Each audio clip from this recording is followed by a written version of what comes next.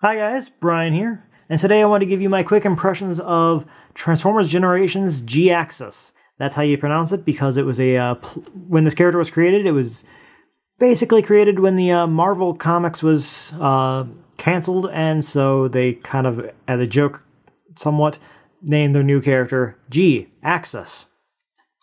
So anyway, that's how you pronounce it. He is a remold of the Armada Starscream Generations mold. A mold which I don't have, or not a mold, but a figure I don't have because I have no real attachment whatsoever to Armada Starscream. Don't really like the look of it, so I didn't want to buy it, really.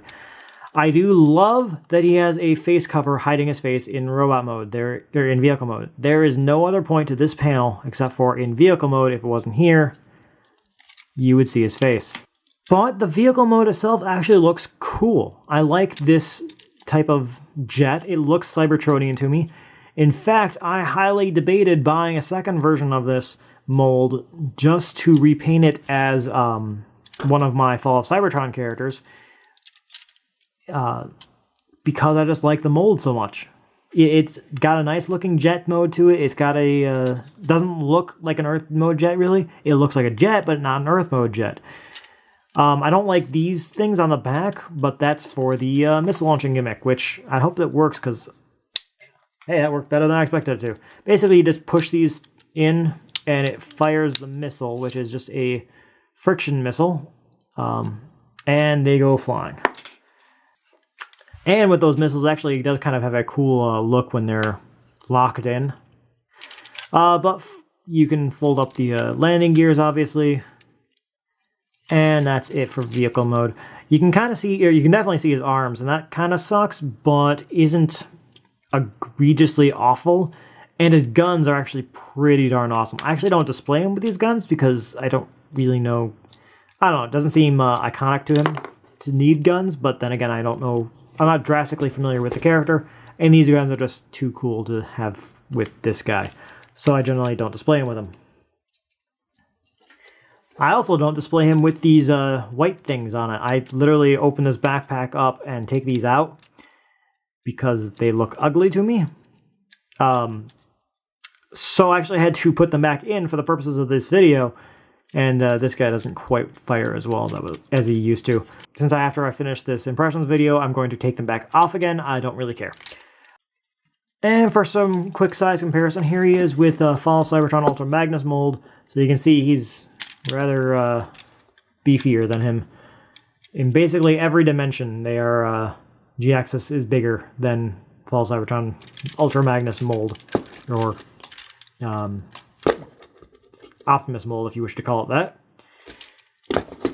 Except for that direction. Ultra Magnus is definitely bigger there. But let's go ahead and get this guy into vehicle mode, or rather, let's get this guy into robot mode and show you what I think of him in that mode. Alright, so here's Jhiaxus in his robot mode, and I gotta say, this is a nice looking robot mode.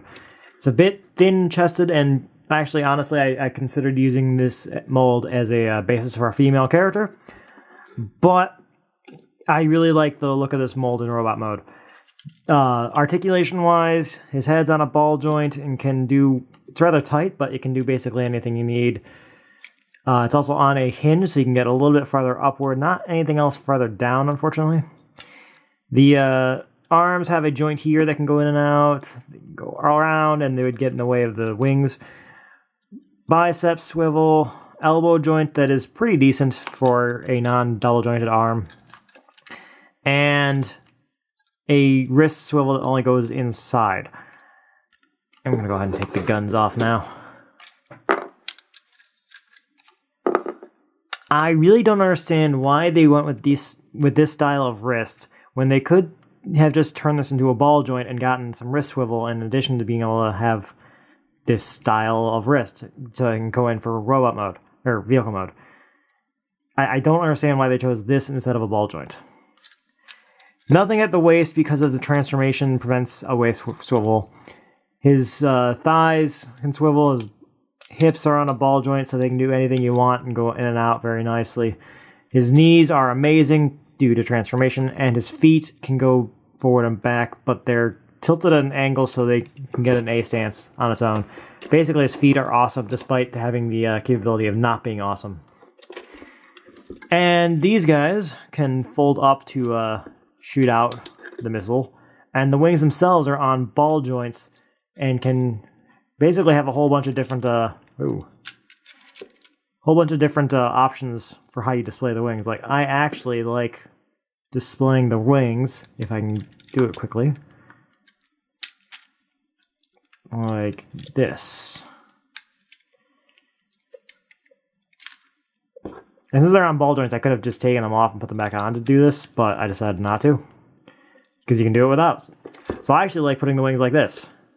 It gives him a thinner profile, and you can spread them out a little bit. I just like the way this looks. It gives you some options with the wings. Plenty of options with the wings. His transformation itself is rather interesting, especially the way the cockpit folds up, and the nose cone and the head reveal hiding plate goes down for another place for the nose to kind of just tuck in. I love that the jetpack can go up and down like this. And I just like the transformation. I like the way he looks in alt mode. I like the way he looks in robot mode. And I love Decepticon scientists. So, all told, I rather dig this guy. He has some gravitas to him. He's an obnoxiously bright orange, yes, and I know that the comic version of him is a different color. I think it's green and yellow, if I'm not mistaken. And while I've seen customs putting him in the non-G2 color scheme, I'm okay with the orange. I think I would have preferred the other colors, but I'm okay with the orange. And his head sculpt, I'll just go ahead and get on this, because this is actually a really awesome head sculpt. It's very Seeker-like, but not. It's a unique kind of Seeker look to me. I love the vents on it, not the vent, the pipe on his side. His aqua breather or whatever it would be. It's just an awesome head. He's got basically no kibble other than the giant gimmick jets, but again, I take these parts off so they don't really... So it's basically just this bit, and that doesn't really get in the way. His legs are ugly from the back, and his arms are ugly from the inside, but other than that, he's basically okay. So I've got a few minor nitpicks, but overall, quite pleased with this guy. He pushes a lot of buttons for me. So his articulation isn't amazing, but you can still get him into pretty decent poses and displays. Especially if you have some Tamashii web stands, or some Tamashii stages. I think that's a stage at Act 4, came with one of my Dragon Ball Z figure arts. But for a more traditional size comparison, let's stand these guys up. Alright, that actually took a little bit more than I expected it to. But you can see he's drunk. Shockwave is drunk. But you can see Jhiaxus is basically the same height, well, a little bit shorter than previous generations figures. For another one, there's Orion Pax. Let's go ahead and throw Windblade in here. She's one of the most recent ones I've got. So Jhiaxus is basically the same height as Windblade, but a little bit shorter than older deluxes. And just for the one of the oldest deluxes I have at the moment on hand, there is War for Cybertron Optimus Prime. So he's a full head shorter than Optimus. Well, half a head. But he scales pretty decently and doesn't look out of place. So that's basically my thoughts on the figure, guys. I'm curious to know what yours are. What do you prefer for color scheme? How did you feel about his appearance in the recent Dark Cybertron storyline? I'm curious to know what you guys think. Let me know more about Jhiaxus if you know, because I actually don't know too much about him. Bye!